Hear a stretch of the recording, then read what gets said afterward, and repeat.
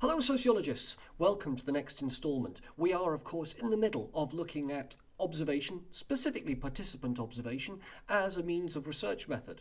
And I'm going to focus on that a little bit more. I'll finish off talking about where we left it, this idea of the problems with covert observation. I think I got midway through that box. And then hopefully I'll go through the advantages and disadvantages of observation in general before hopefully finishing off this week and the beginning of next week with talk on how it can be used in context. Obviously, where we'll end up talking a little bit more about that idea of structured interviews and structured observation and unstructured non-participant observations, which I haven't really mentioned very much at the moment because, well, it's not as fun. So let's get back to where we were, which was here, talking about covert observation.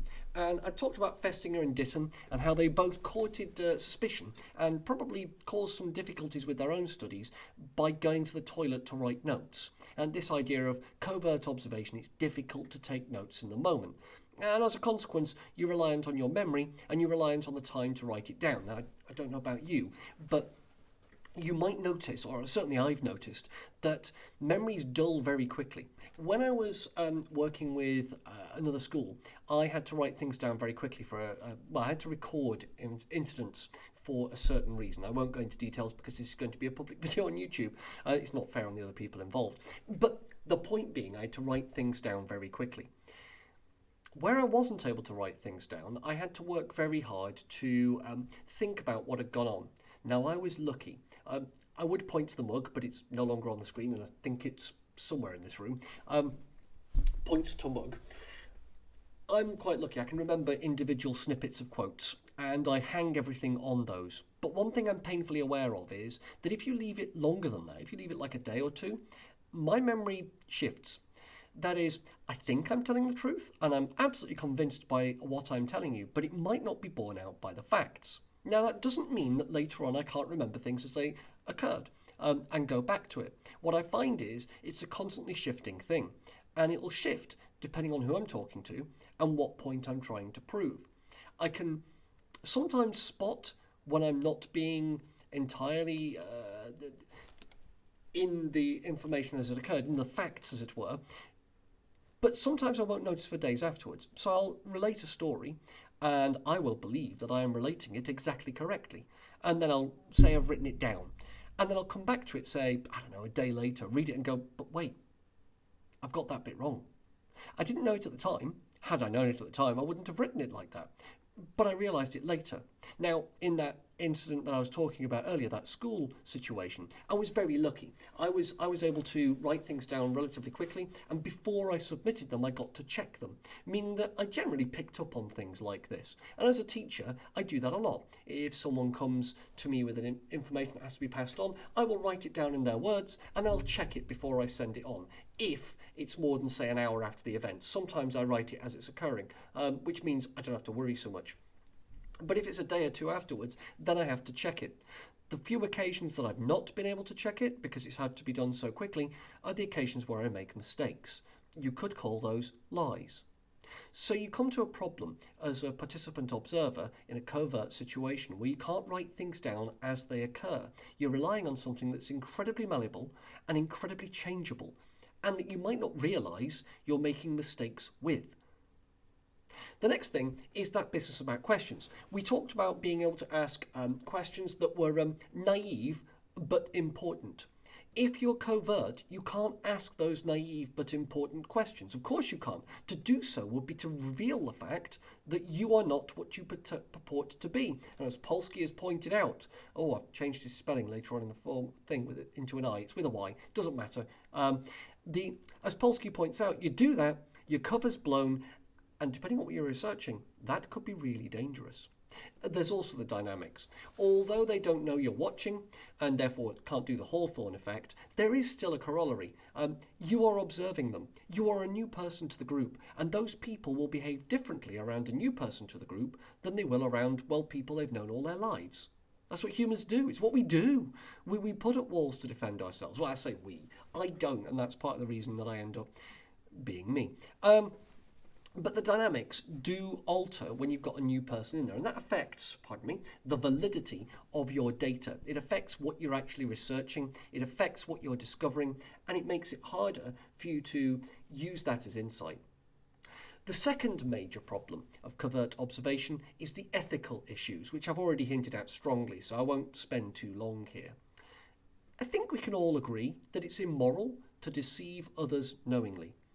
For most reasons. I can't think of many moral duties when deceiving people deliberately counts. I mean, if you're hiding someone from the Nazis, but many of us will never know Nazis that are actually actively persecuting people with the backing of a state. And if we do, and we don't do that, then I guess that's also immoral. But I think that's a fairly clear-cut case. There are very few situations where you're gaining someone's trust where lying to them is moral. Just saying. And, it's impossible to avoid that when you're carrying out covert observations, because covert observations, by their very nature, rely on you being able to lie effectively and to deceive those you're working with as your true purpose and true identity. These are fairly fundamental things.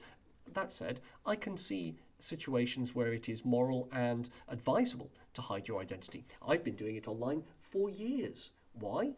Because I'm paranoid and because I don't want people knowing what I'm doing online. I'm not up to anything in particular, but I don't know what social mores and norms may change in the future to make some of what I did online somehow terrible. I don't know, playing Magic the Gathering online might suddenly become something to hide, and therefore I'm well placed to do that. A, because I've never actually done it, and B, because my online presence is pretty anonymous. Do you see what I mean? So, although I'm saying it's generally immoral, think of it in terms of a sociological researcher. It's always going to be a little bit immoral as a sociological researcher to hide your true identity and true purpose. Though I can fully appreciate in wider life and wider society, moral and ethical questions like that get a little bit more muddy. But we're not doing philosophy here, we're doing sociology, so we'll stick to that. Secondly, there's the aspect of lies in general. You're going to have to tell lies. And as I keep coming back to, most lies, if not all lies, are themselves immoral. They just are. Sorry. We can tell ourselves that they're okay. We give ourselves moral justifications for lying. But generally speaking, that's to spare our guilt, rather than to justify the lie itself. Plus, if you abandon a group without explanation, that can leave lasting emotional scars to those people. Let's look again at Patrick leaving that group. These are troubled young men. These are men that trusted him. And he walked out without explanation. I'm sure they recognized themselves when he published his book. But is that going to stop them falling deeper into that world of violence? Is it not a moral duty for a sociological researcher to at least minimize the damage one does to those who are being studied? And as we'll come on to later, there are a certain subset of people that get studied this way and thus open to this kind of damage. Then there's also individuals. What if you're researching a crime group and you are offered to participate in immoral or illegal activities? You can't not, but in so doing, do you yourself become part of the group you are studying? And do you yourself take part in immoral or illegal activities? That is a difficult one, especially if you're covert. And then you've got the final problem. What about your moral and legal duty? If people are breaking the law, is it not your legal duty to report that? If people are behaving immorally, is it not your duty to curb that somehow, to act rather than simply observe? Those who take neither side in a debate have automatically chosen the side of the oppressor, said Desmond Tutu, of people that came to watch and record apartheid without actually doing anything about it in South Africa. These are difficult questions. They're deep questions, far beyond the nature of this course to answer, but simply to pose. And you can use them when we're talking about participant observation and covert observations generally, or even actually, I suppose, covert observation in particular in schools. You can ask these questions and point them out as potential issues. You do not have to know the philosophical answers. I'm certain I don't know the philosophical answers. I know what works for me, but we'll come on to that. Subjectivity in sociology is always fun. So, let's talk about the advantages and disadvantages specifically of participant observation, because we'll do non-participant observation when we do methods in context. Once again, I've colour-coded. Once again, I've numbered according to the Covert scale. So I've numbered them the same way that they are numbered on all the other ones, hopefully meaning that your notes make sense now. So let's start with the practicalities. In some ways, participant observation can be the only viable method. There can be no other way of doing things. If you're researching deviant or disreputable activities, they're not exactly going to let you in to research them any other way. They are obviously going to be, suspicious of outsiders. They are deviant behaviours. These are behaviours outside of sociological norms and modes of behaviour that we've been socialised into. Remember that study about homosexual men? Most people in 1970 in the UK would have said that homosexual men would be on the moral pale. They didn't like it. Yeah, it'd been legalised, but that doesn't make it right. And so these people have internalised that message. Someone coming up saying, I'm researching your behaviours, are going to be treated with suspicion. There's no way you're going to get honest answers. No way on earth. And of course not. So you had to do participant covert observation. Sometimes there's no other way of getting in there to find out what's going on. And that makes a lot of sense. When I was researching for a school I used to work at a long time ago, when I was researching for a member of the student body who was turning up, who'd already undertaken a sex change operation, and indeed was presenting as the other sex, another sex, ooh, that's a toughie, but presenting as different to what their original birth certificate said, I guess. I had to do a bit of research. I wanted to be helpful, I wanted to be supportive, and so I went online, one of the many reasons I'm anonymous online, and researched it. And lots of the people, in fact, nearly all of them online talking about that experience were anonymous. It would have been impossible to track, well, not impossible. A lot of them didn't understand how the internet worked and would have left ISPs and all sorts everywhere. And there are enough, extenuating details and circumstances that were I wanting to, I could probably have tracked them down. But they were concerned enough with their anonymity that it would have been difficult to do so and would have taken resources. Because of course they were. These things are dangerous. These things invite attack. They invite ridicule. They invite death in some areas, countries, jurisdictions and situations. Transgender people die at a higher rate than virtually any other group in society in the West. And not just from suicide. There's something there, right?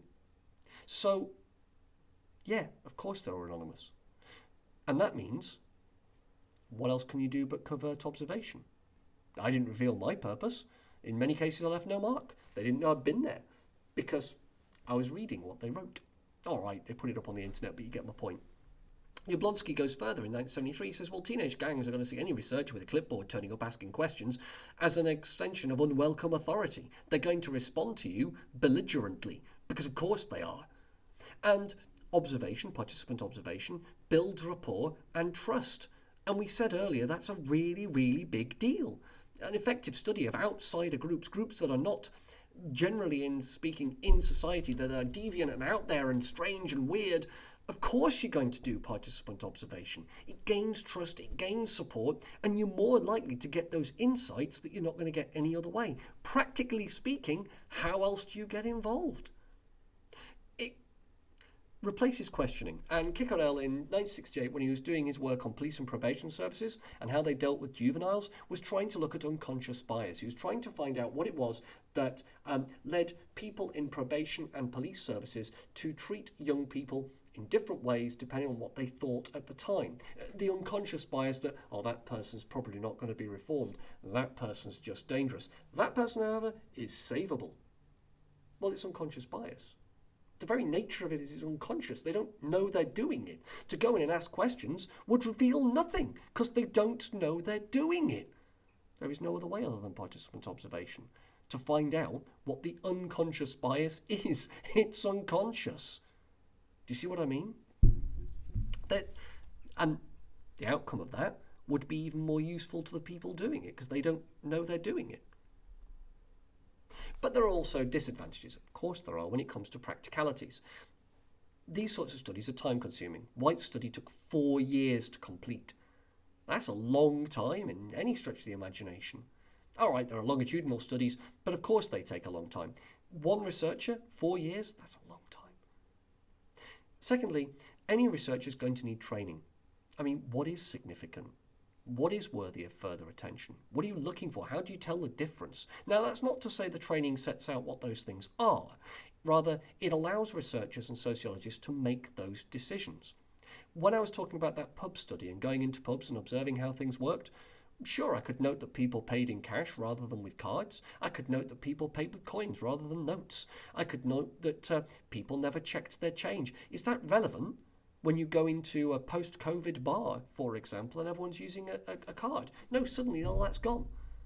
Is that something I need to follow up? Is that a major change in the way pubs operate? Or is that a major change in wider society? How would I know? What should I follow up? Do I follow up the conversation at the bar? Do I follow up the conversations in the corners? Do I follow up how many people used a toilet in an hour? Do you see what I mean? Without the training as a sociologist, it can be difficult to know which bits are going to lead to what research. Any old yahoo can go into a pub and write down what they see, but would they necessarily write down all the relevant bits? You're going to need training to do that. Now, what counts as relevant? Well, that depends on your training. I've just given you 3 things that you could research, and I would argue that because you're sociologists, you can see the value in all of those. I can, but that's because of our training. Someone else could come up with those things out of their hat, as it were, and they wouldn't know why it was relevant. Furthermore, if you're doing covert observation in particular, then it can be personally stressful and demanding. But even non-participant overt observation can be stressful and demanding. It's difficult to face forwards and to do that all the time. Consider if I wasn't really a teacher, but a sociological researcher who'd been undercover for 17 years. Thankfully, I'm not, but can you imagine the stress that would cause? Carrying all that in your head, the double life, that's painful. Luckily, I don't have to worry about that. Also, it takes observational and interpersonal skills. I mean, I'm pretty good at observation. Interpersonal skills? I probably couldn't carry out covert observation. I lack the practical skill. The personal characteristics angle goes further. You can't research just anything. Downs and Rock pointed out not everyone will pass uneventfully, that's spelt incorrectly, into the world of punk rockers or Hell's Angels. Well, of course not. I mean, can you imagine me researching punk rockers or club culture? Seriously? Or teenage culture? Or, well, anything that requires not a man with a beard. I'm a white middle-class male. I mean, as far as you know. And therefore, I am oppressive and a majority. I cannot research what it's like to be a woman on the internet. I just can't. I cannot research what it's like to be a woman in a pub. It's going to change the groups that I can get involved in. Does that make sense? I mean, my mannerisms alone would mean that there are certain things that are just, never going to happen. Never going to happen. And that goes double for other groups. There are groups that I can't join. There are groups I cannot research. And that goes for all other sociologists. Finally, and this is the point I was making earlier, a lot of the research takes place on what we call powerless groups in society, because powerful groups tend to have the ability to keep their operations secret and private. They tend to have the ability to refuse permission. They tend to have the ability to root out and block attempts at covert or otherwise observation, because they're powerful groups. There's a reason sociologists have studied, say, small street gangs or street corner gangs or end-of-world cults, rather than researching in a participant observatory way people like us, PLUs, more about them next year, or bankers, for example. There's a reason that Grayson Perry, yeah, that's the right way around, was able to research working class and middle class cultures in A Matter of Taste. Look it up, it's amazing. More than he was able to do when he came to the upper classes. The upper classes were able to very effectively freeze him out. The middle classes tried, but they didn't quite succeed. The working classes, I'm sure they tried, but they were powerless groups, and as a consequence, there wasn't much they could do to stop him winkling out the truth. And that's interesting. Powerful groups don't want to be observed, and are often powerful enough to prevent that observation taking place. And that is a problem of practicality. Now, I've put this further down because I'm going to whiz around the screen with more boxes turning up, so bear with me for the huge gap. The second major disadvantage is representativeness. Pervert, remember? Pervert, yeah, indeed. So representativeness is a problem when it comes to participant observation. I mean, questionnaires and interviews create samples. They take time. They take a long time. They have the numbers to be able to create a largely generalizational. They can create an observation that can be generalized. There we go, that works. Whereas participant observations are small and their studies are often haphazard. Maybe a chance encounter or a lucky break or a skill one happens to have. These are not terribly good when it comes to sampling. They're not going to be representative of the population as a whole. They can't be. They might not even be representative of the population you're studying because of the way in which you've got to get involved. I mean, they can be internally valid, I'll come on to that in a moment, but external validity, i.e. the ability to compare and make generalizations about wider society, yet no, you can't make that sort of thing. You can make an insight that's very, very powerful, but you're not going to be able to make it to match all of society or all the people involved in that alone. Going back to my research online about transgenderism, for example, you could very easily argue that the people I found were the people who wished to share their experiences. That might not be terribly representative because, well, it isn't. And that brings me on to this idea of validity and how it can be a plus point for participant observation. This allows, and I said it at the beginning, but I'll say it again, it allows a researcher to see the difference between what people say they do and what people actually do. If you carry out questionnaires and interviews as well as a participant observation, covert or overt, you're going to be able to tell what the differences are, and that is huge. It gives us an insight we wouldn't ordinarily get. We get a qualitative data that we can use. The other one round, the quality of the data is much improved. It gives us how people really operate. It's internally valid because that's powerful stuff. It tells us what people really think rather than what they think you want them to say they think, which can be really helpful in terms of gaining an insight and working out what to do with your research afterwards. Remember, most research is carried out for a reason. So you have to be aware what you're going to do with it when you're done.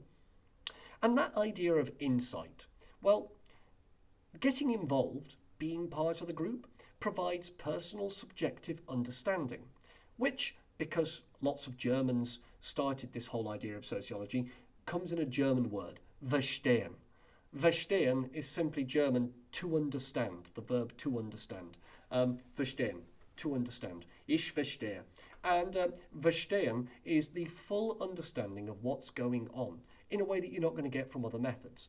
Human empathy and the life world of the people you're doing means a closeness to people's lived realities. It means something that is uniquely valid, and it means you've got authentic data that you're not going to get any other way. Without walking a mile in someone's shoes. That's the moccasins, isn't it? That's the Native American proverb. Walk a mile in someone else's moccasins before you judge their life. Well, participant observation offers that opportunity. You get a chance to see why people behave the way they do, how they behave when they think no one's watching, and in many ways, you get to live that experience a little bit too.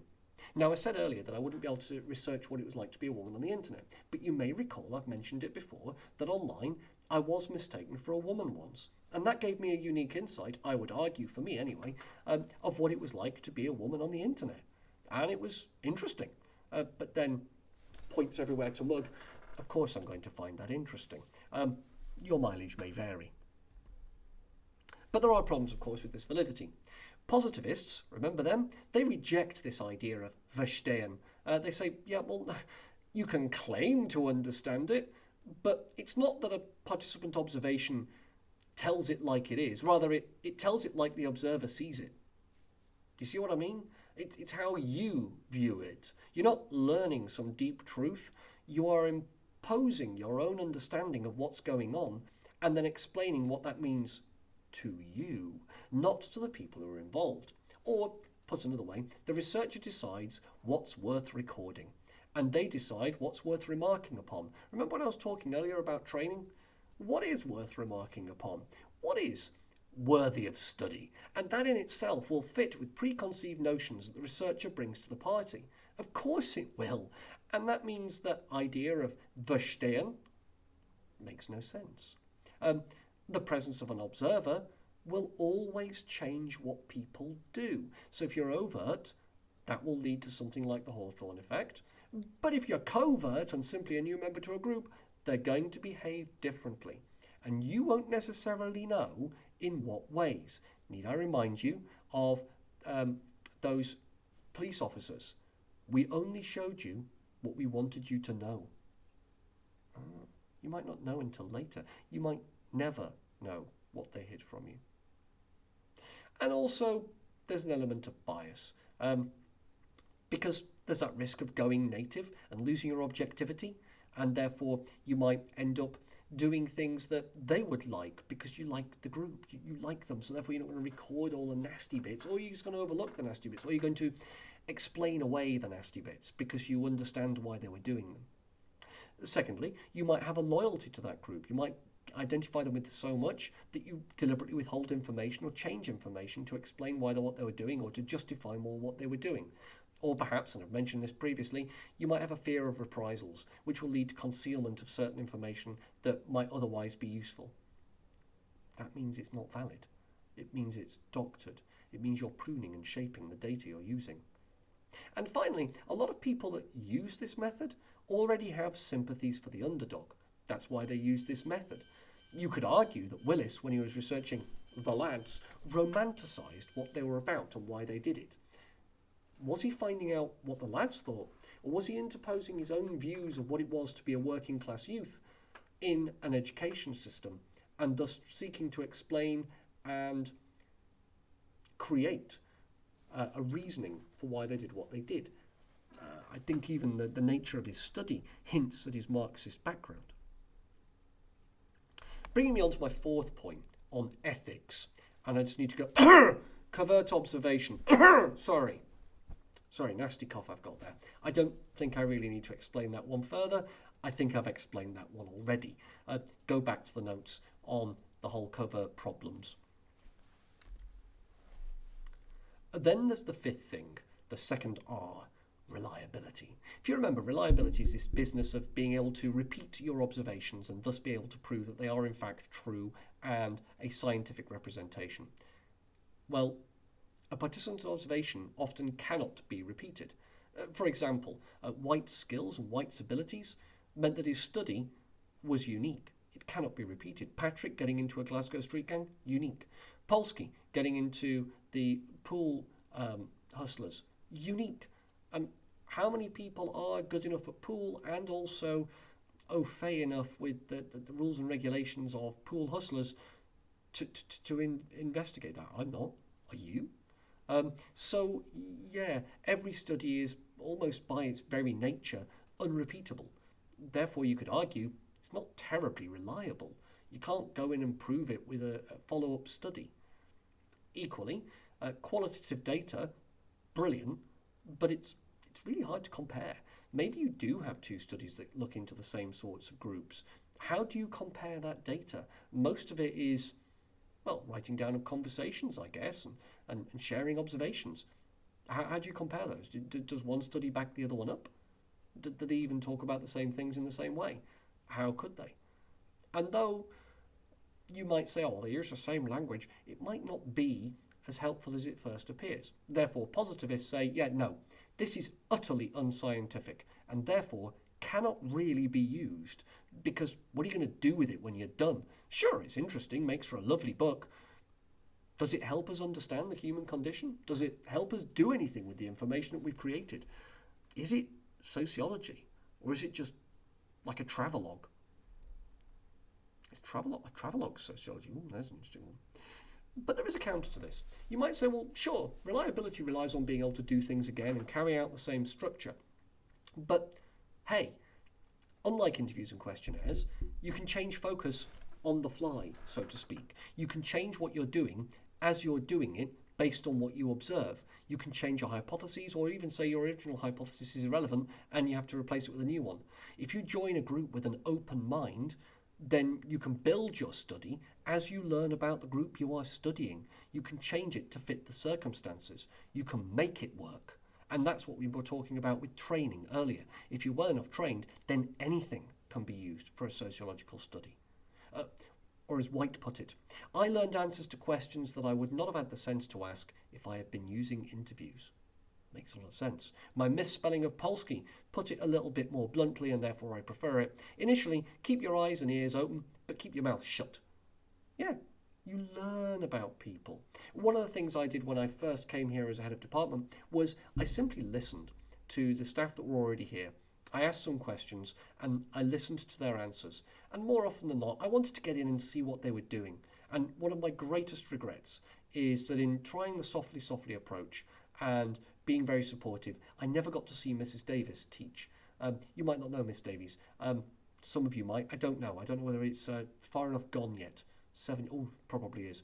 But Mrs. Davies got rave reviews from her students. I would love to have known what it was she was doing. Not through a sense of trying to destroy or have a go at, but genuinely just wanting to know. I think I could have learned a lot.